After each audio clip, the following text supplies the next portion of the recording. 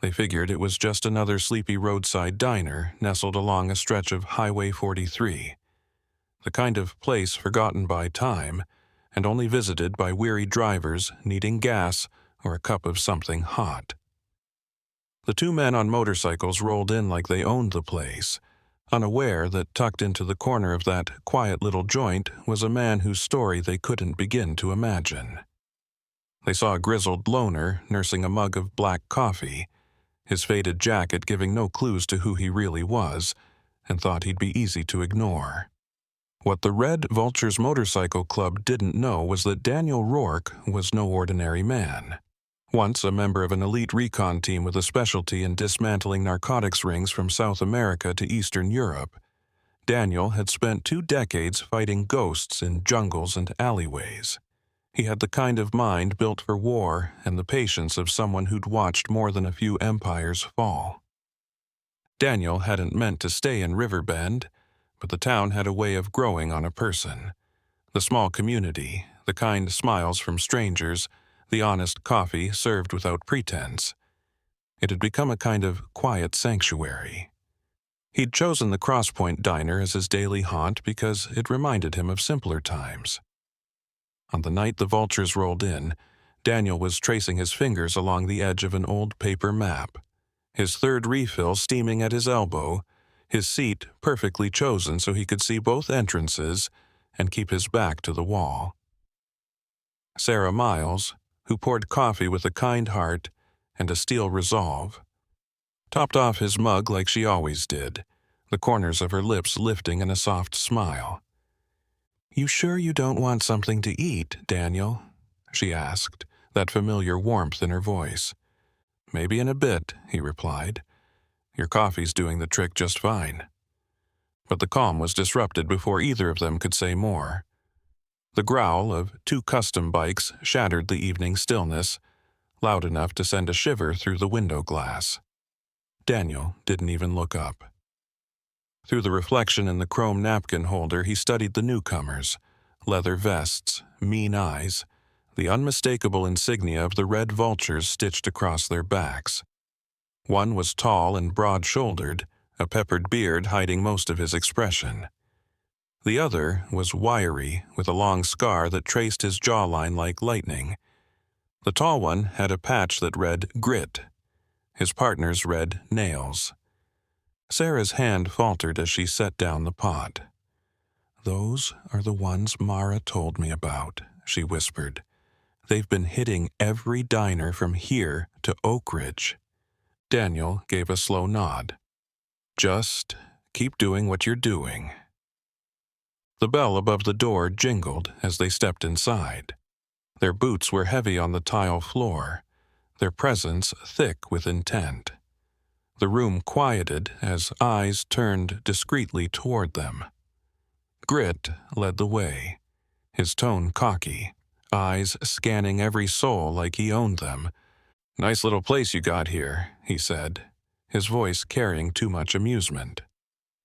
Mara Jensen, the owner of the diner, and the kind of woman who had weathered worse storms than bikers with bad manners, emerged from the kitchen. She held her chin high, but Daniel noticed her right hand slipping under the counter toward the Louisville Slugger she kept hidden. "What can I get you?" she asked coolly.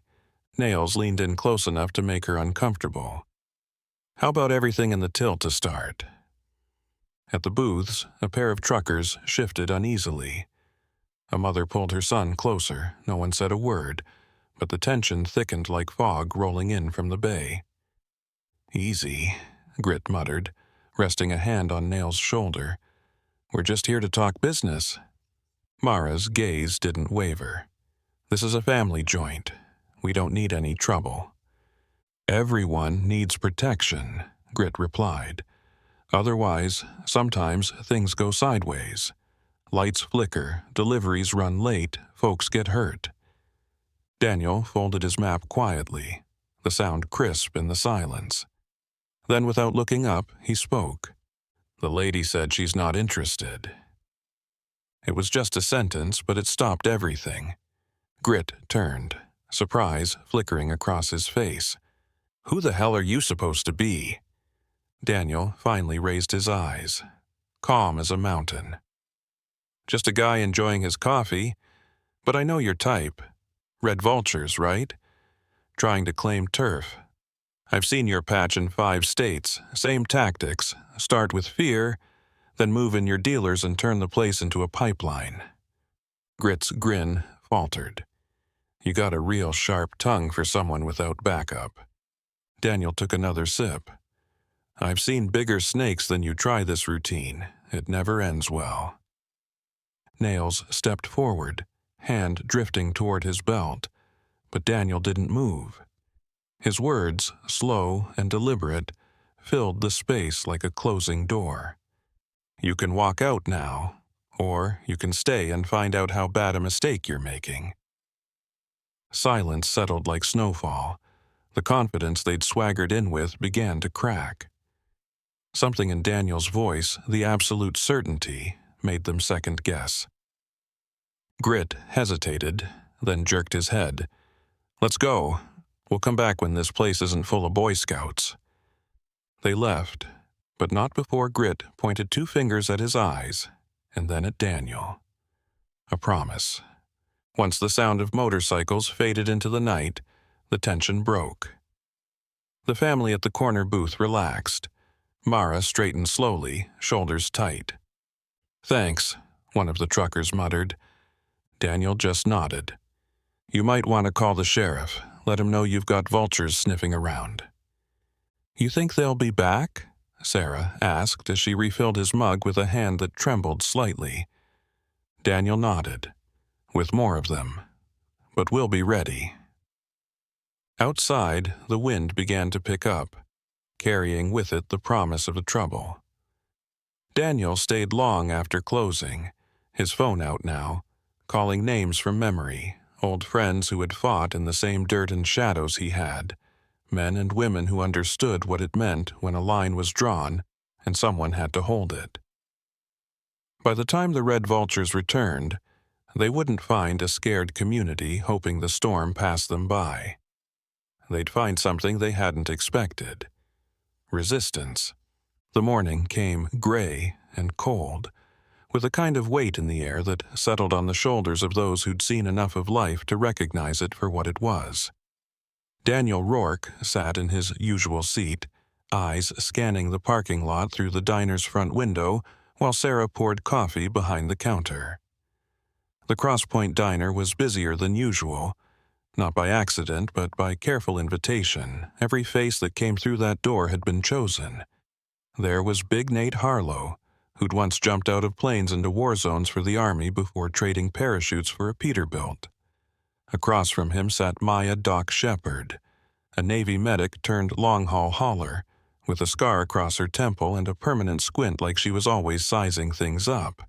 And, scattered around the room, were others like them. Ordinary in appearance, but with eyes that had seen too much to ever be called soft. They didn't talk much, didn't need to. That's the thing with people who've served. The silence between them is filled with understanding. It was enough that they were here, responding to calls made in the dead of night by a man they trusted. Daniel had explained very little, just enough to get them on the road. Now they drank their coffee and waited, every one of them carrying the weight of past battles and ready for another. Sheriff Callum Briggs arrived just after sunrise, stepping into the diner with a grim expression and a tired stride. He was in his 40s but looked older, like the job had ground down the years and carved worry into every line of his face. He made his way straight to Daniel's table, nodding to Sarah on the way. "You weren't kidding," he said, settling into the seat across from him. "Got word this morning. Red Vultures hit a truck stop outside Monroeville, burned a rig. Owner says they gave him a week to sign on or get out." Daniel nodded. "They're escalating." "Thought they might be bluffing," Callum admitted. "You think they'll try something here?" "They have to," Daniel replied. "If they back down now, it weakens their expansion. They're under pressure to take control of this region before winter hits. I've seen this before. It's not about the money. It's about the image. They need to look unstoppable. Callum leaned back with a sigh, his hand unconsciously resting near his badge. You really think they're cartel-connected? I don't think, Daniel said quietly. I know, I've seen their patches before. Vultures used to run small. Now they've got resources. Better bikes, better guns, more discipline. That doesn't happen unless someone's funding them. Sarah approached with a refill, catching only the tail end of the conversation but understanding more than most. So what do we do? Daniel looked around the diner at the dozen or so veterans sipping coffee, pretending to be just another bunch of truckers. We get ready. Outside, the sky darkened a little more, though the sun was still rising. Clouds moved fast, like they knew what was coming. And then, almost on cue, the rumble began. Bikes, more than a few, rolling in from the west like a thunderclap with handlebars. Within minutes, the parking lot held close to 15 of them, lined up in a deliberate V formation. Grit was back, his beard darker in the shadow of his helmet, eyes hidden behind reflective lenses. Nails, beside him, twitchy as ever. And now others. Names Daniel didn't know, but types he recognized. Enforcers, lieutenants, watchers, riders with a look in their eyes that said they'd done worse things for less reason. The door swung open hard enough to make the bell above it jump, and the bikers stepped in with practiced swagger. Grit led them, scanning the room like he was shopping for trouble. Well now, he said with a grin, looks like this party's grown. Daniel stood slowly, the scrape of his chair deliberate. Didn't realize you were invited. Grit smirked, gesturing toward the others. We figured it was time for a real conversation. The room had quieted again. Sarah had disappeared behind the counter, her hand wrapped tight around the emergency phone. Callum remained seated, but every nerve in his body was wired. Big Nate and Doc Shepard moved subtly, shifting their positions to block sight lines to the civilians. This is how it's going to work, Grit said, stepping forward. You folks here are going to start cooperating. That means you pay us a little respect, and we keep this place safe. Real safe. And if we don't? Daniel asked, voice like steel wrapped in cloth. Nails chuckled. Then accidents start happening, little things. Tires slashed, deliveries delayed, fires where there shouldn't be fires. Daniel didn't blink. You're making a mistake. No, Grit said, stepping even closer. You are. And just like that, the tension snapped. Grit lunged first, hands swinging, expecting a man who talked like a soldier but moved like a civilian. What he got instead was a blur of motion and the sudden loss of balance as Daniel shifted his weight, grabbed his wrist, and twisted him down onto a booth table with a crash. Nails drew something from his vest, a switchblade with a jagged edge, but Doc was faster, already moving, already swinging her thermos into his jaw with a crack that echoed. Chairs toppled, a table flipped, and then it was chaos. But it wasn't a brawl. It was a controlled detainment. Every biker who moved found themselves outmatched, not by force but by precision. These weren't bar fighters. These were trained professionals, and they moved like it. Grit struggled beneath Daniel, growling threats, but Daniel didn't flinch. "Tell me who's funding you," he said, voice low. "You're dead," Grit spat. "You're all dead." Nails was groaning on the floor, clutching a broken tooth and trying to crawl backward. Callum rose, drawing his badge and shouting for calm, but there wasn't much left to stop. The veterans had handled it. When the last of the vultures stumbled out of the diner, bleeding but alive, they left behind only threats and broken pride. No shots were fired. No bodies were dropped. But a message had been sent. This wasn't their town. Callum turned to Daniel, face pale. "You know, this means they're coming back in force." "I'm counting on it," Daniel replied, glancing toward the window where the bikes were vanishing into the dusk. Sarah returned with a shaky breath and a look in her eye that said she wasn't going anywhere. "What now?" she asked. "What now?" she asked. Daniel looked at the others, his allies, his brothers and sisters in arms. "Now," he said, "we get ready for the real storm." The wind picked up that night, whispering through the narrow alleys and rustling the gravel in the diner's lot like an omen.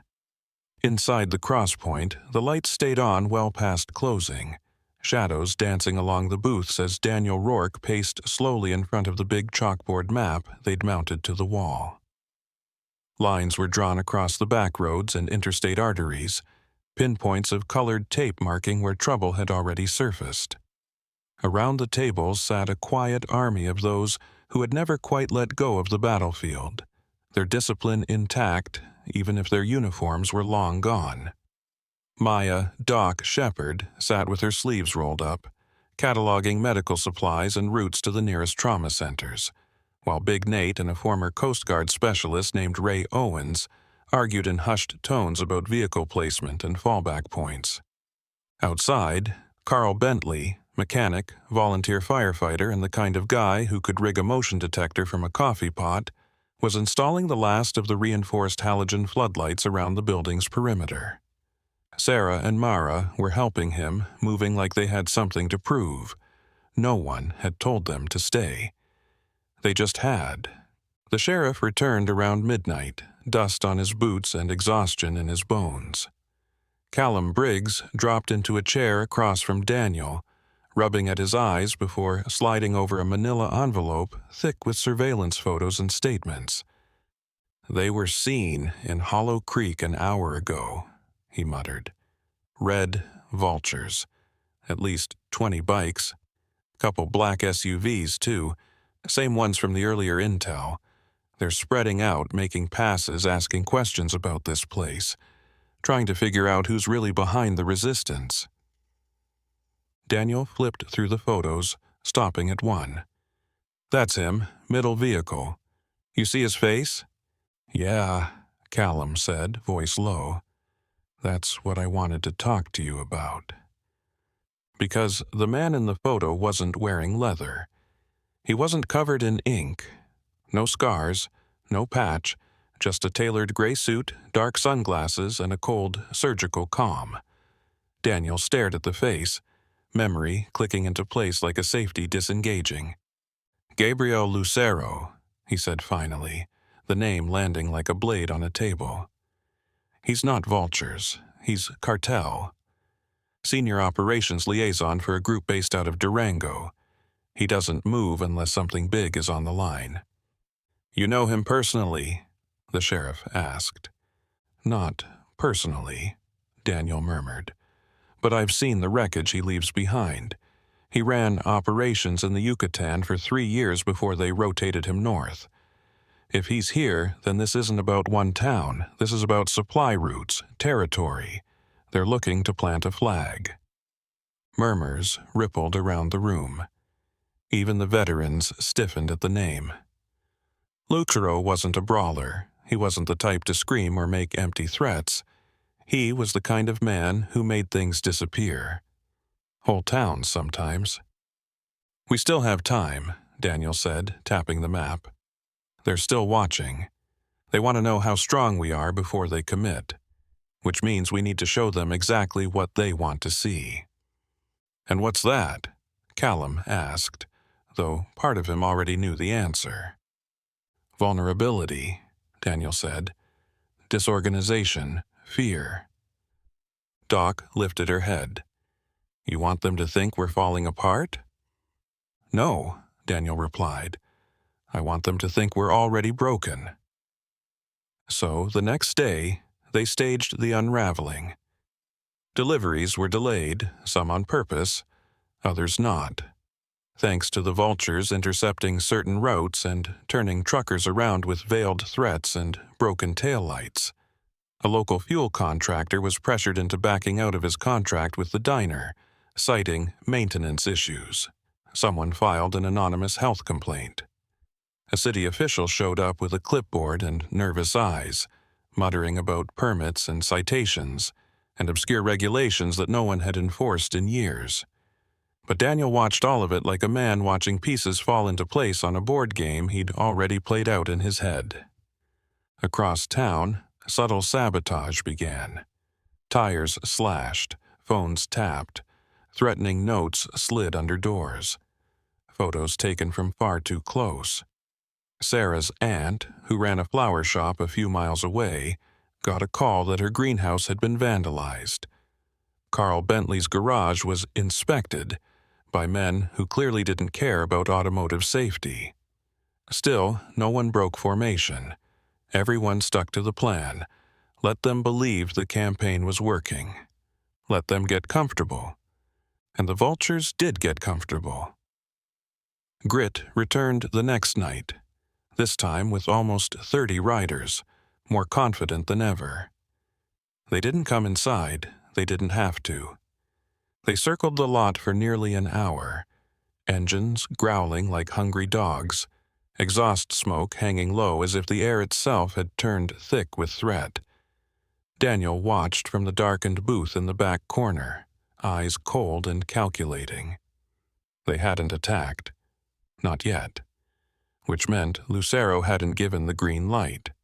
He was waiting for confirmation that the ground had softened, waiting for them to blink. Daniel didn't blink. Later that night, he met privately with Doc and Nate behind the diner. The floodlights had been killed temporarily. Power lines sabotaged.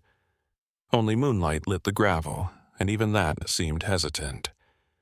"Time to shift to Phase 3, Daniel said. "They're closing in. We need to push back just enough to spook them, but not enough to make them retreat."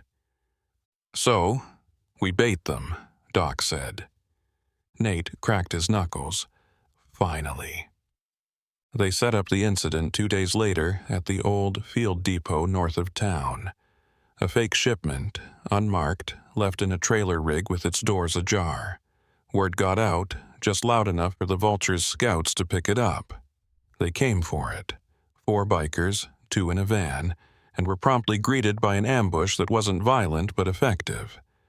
The tires were spiked, the van was disabled, security footage was captured. Nobody died, but they didn't walk away proud. They limped, that was the point. "You're poking the bear," Callum warned Daniel that evening as the sheriff stared out at the road with binoculars. "If Lucero finds out it was a setup, he'll double down," Daniel said. "And he'll come himself. Which is what you want." Daniel nodded. "I need him here, on site, directly involved. That's the only way we catch him. He doesn't trust intermediaries when the stakes are this high. He'll want to tie it all off himself. I just have to give him the illusion that it's still possible." So, the next day, Daniel made a show of losing his temper with the city inspector. Nate staged a fake argument with the fuel delivery driver. Sarah yelled at Mara loud enough for 2 tables to overhear. A few regulars stopped showing up, not because they'd lost faith, but because they were asked to stay home and let the place look abandoned. To anyone watching, it looked like the wheels were falling off. And sure enough, Lucero showed up. He didn't come on a bike, he didn't swagger. He arrived in a silver SUV with 2 quiet men in the front and another trailing behind. The convoy parked across the street. Lucero stepped out alone, buttoning his jacket with the kind of calm that made everyone nervous. He didn't walk into the diner. He stood outside and lit a cigarette, watching it, eyes scanning every window, every roofline. Daniel stood inside, just out of sight, heart beating not with fear but with precision. It was almost time. Lucero didn't move for a long time. He stood under that flat sky with his cigarette burning low, his suit pressed like he'd just walked out of a boardroom instead of driving across 3 states in an armored SUV. He didn't need to speak to declare his presence. His stillness said everything. Behind him, the 2 other vehicles idled quietly, their tinted windows betraying nothing. Inside, the lights of the crosspoint flickered just once, subtle and brief, like a blink from something ancient and watchful.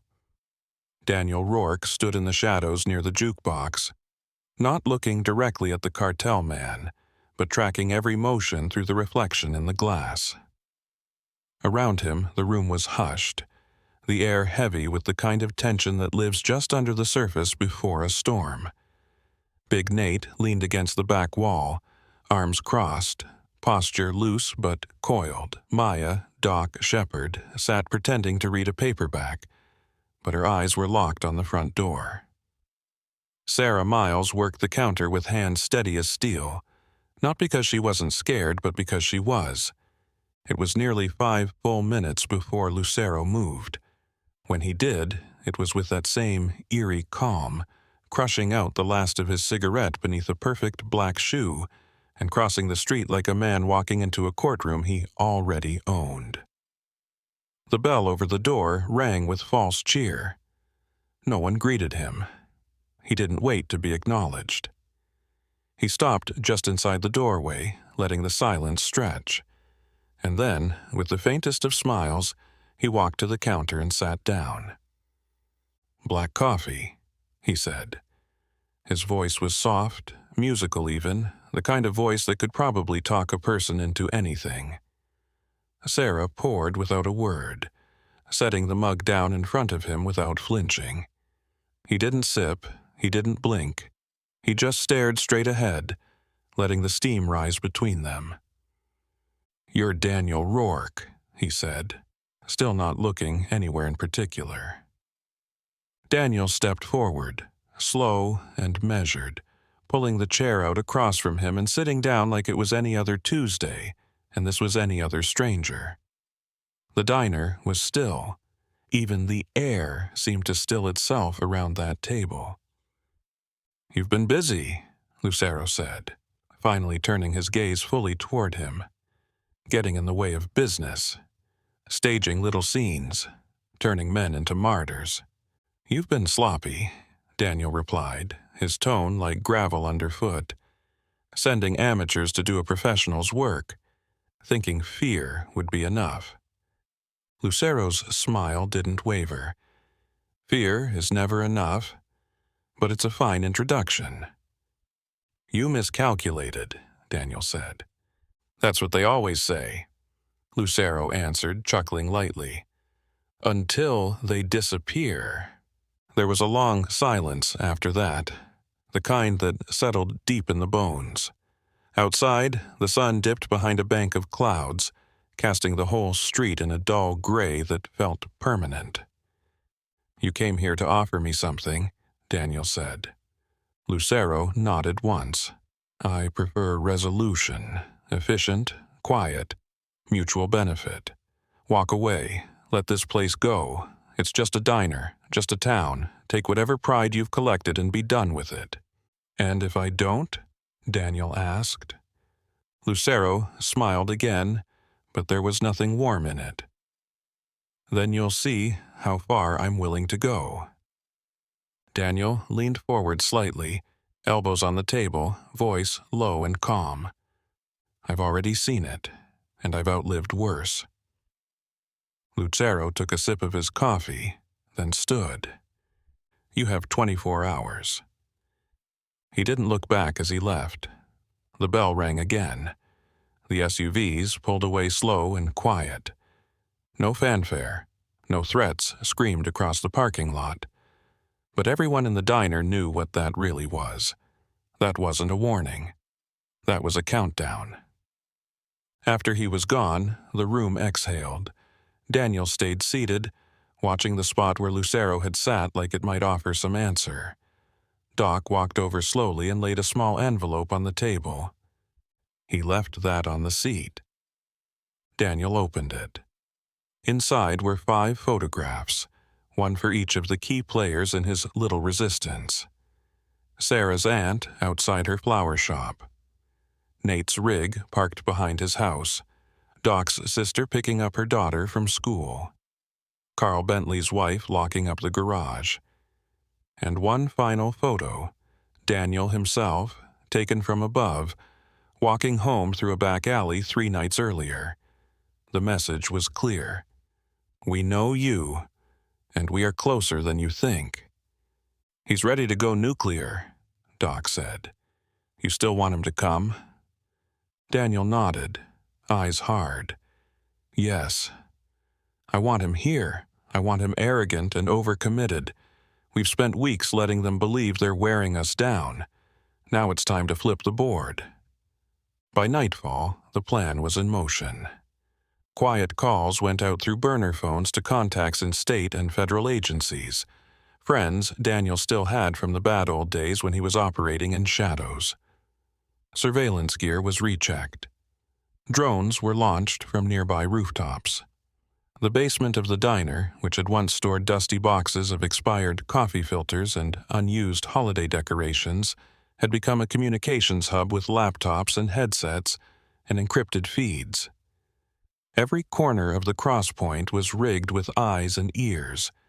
They were no longer just waiting to be hit. They were inviting it. Carl worked late into the night, rewiring the breaker system and setting up blackout triggers. Nate positioned his rig across the west entrance, blocking the most obvious approach. Doc and a pair of ex-Marines who'd rolled in from Sheridan rigged emergency medical stations in the back lot, hidden in toolboxes and ice chests. No one was sleeping. The countdown had begun. Around 2 a.m, the first scout was spotted. A lone rider, no lights, creeping along the ridge just outside of town. Then 2 more. Then a van parked behind the shuttered auto shop 3 blocks down. Lucero wasn't bluffing. He was planning something big, and Daniel was counting on it. By dawn, the street was quiet again. But the quiet was wrong. Too measured, too still. Birds didn't sing. No cars passed. Even the air felt expectant. Sarah served coffee like it was just another morning, but she kept one hand under the counter near the silent alarm. The regulars stayed away, either by warning or instinct. The cross point was now a stage set for something much bigger than coffee and pie. At 9:30, the sky filled with the low rumble of approaching engines. Not 10, not 20, dozens. They came from every direction. Bikes, vans, SUVs. They poured into town like a flood, riders with bandanas and chains, vans with tinted windows and reinforced bumpers. The vultures had come in full force. Lucero had brought the storm with him. The vehicles spread out with practiced aggression, blocking every road in and out. Communications lines were severed. Cell towers jammed. Then came the foot soldiers, some in leather, some in suits, all armed. Some with knives, some with rifles. One with a sledgehammer.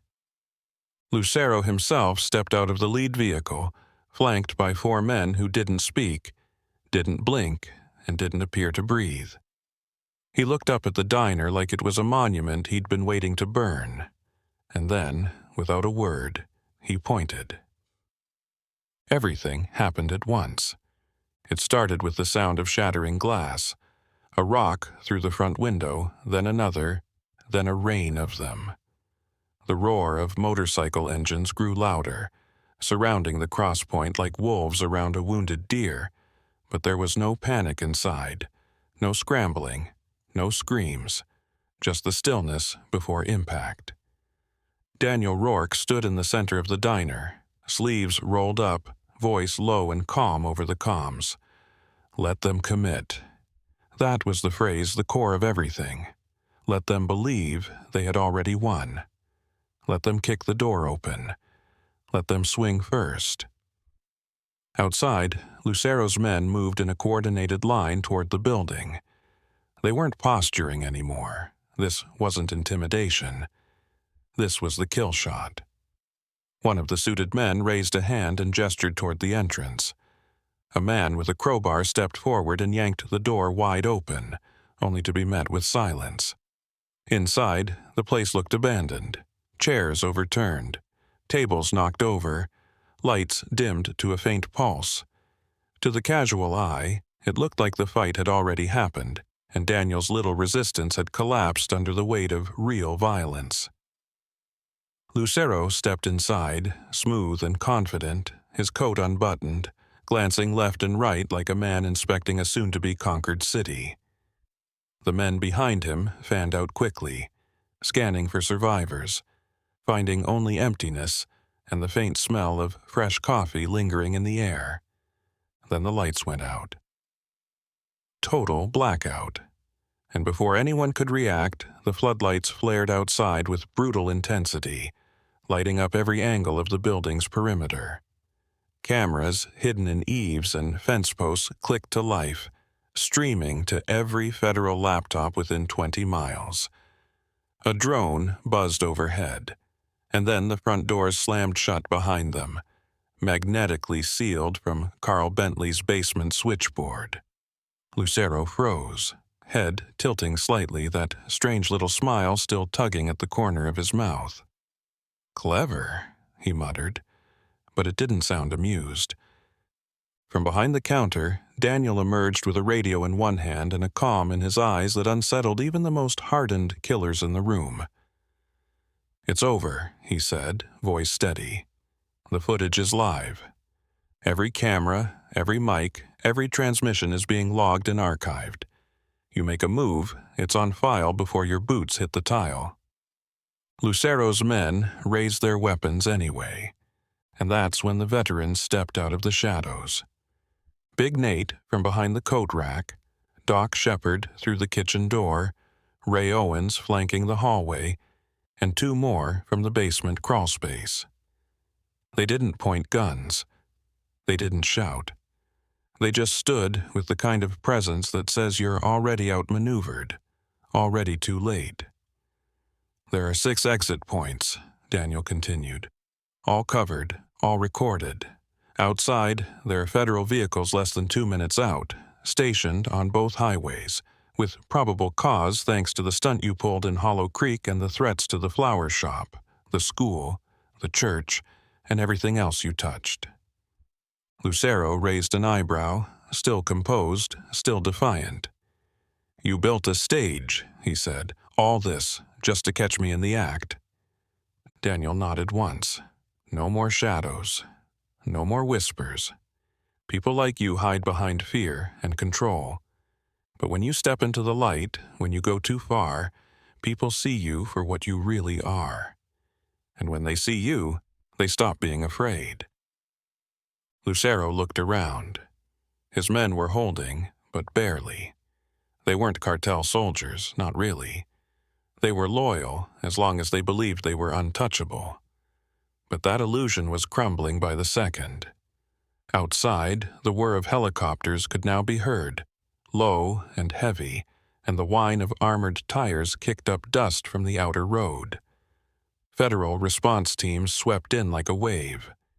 Within seconds, the crosspoint was surrounded, not by vultures, but by agents in tactical gear, badges glinting under the floodlights, voices echoing through loudspeakers demanding surrender. Lucero didn't run. He didn't flinch. He turned slowly towards Daniel, that smile now brittle and cracked. "You don't win, you know," he said quietly. "You cut one head off, another one grows. That's how this works." Daniel stepped forward until they were nearly chest to chest. "That may be true," he said, "but not today. Today you lose. Today everyone watching from 100 other towns, from a dozen states, sees what happens when someone fights back." Outside, agents swarmed the vultures still on their bikes. Chains hit pavement. Guns were dropped. The gang began crumbling the way dry leaves do in fire. No fight, just smoke and noise, and the absence of control. Inside, the cartel men lowered their weapons. Lucero didn't resist when the cuffs went on. He didn't speak again. The crosspoint was cleared by noon. Federal trucks rolled away slowly, full of hard drives, weapons, documents, and men who had once believed they were above consequence. Media vans followed them down the highway like vultures of a different breed, hungry for the story. Daniel stayed behind. He sat at the counter again, as he always did, sipping coffee with tired hands. Sarah cleaned glass from the floor beside him while Nate and Doc helped reassemble what had been torn apart. Sheriff Callum arrived late, still dusted in highway gravel, still looking like a man who couldn't quite believe what had just happened. "They're already calling it the Crosspoint operation," he said, sliding a folder onto the counter. "Dozens of indictments, witness protection for half the town, asset seizures stretching across 3 states. Daniel nodded, saying nothing. "You all right?" the sheriff asked. Daniel looked out the window where Carl and a couple of others were taking down the temporary surveillance mounts, the lights now dimmed again to their normal glow. "I will be," he said. "So will this place." Over the next week, Crosspoint went from crime scene to symbol. News anchors filmed segments in the parking lot. Truckers honked their horns every time they passed. Families brought pies and handshakes. Other towns started whispering about forming their own plans, building their own networks, drawing their own lines in the sand. And Daniel, he stayed where he was. Not to lead, not to take credit, just to be there. To make sure the coffee stayed hot. To make sure the windows stayed open. To remind anyone who might try again that there were still places in the world you couldn't buy, scare, or burn. A place where, when darkness came looking for a weak spot, it found instead a man like Daniel Rourke. A man with tired eyes, a steady hand, and no intention of standing down. A man who didn't start the war, but sure as hell finished it. And on a quiet morning, a month after the last bike had been hauled away and the last cartel flag had been burned in evidence, Daniel sat in his usual seat. Sarah slid him a cup of coffee without a word. He nodded, sipped, and smiled faintly at the taste.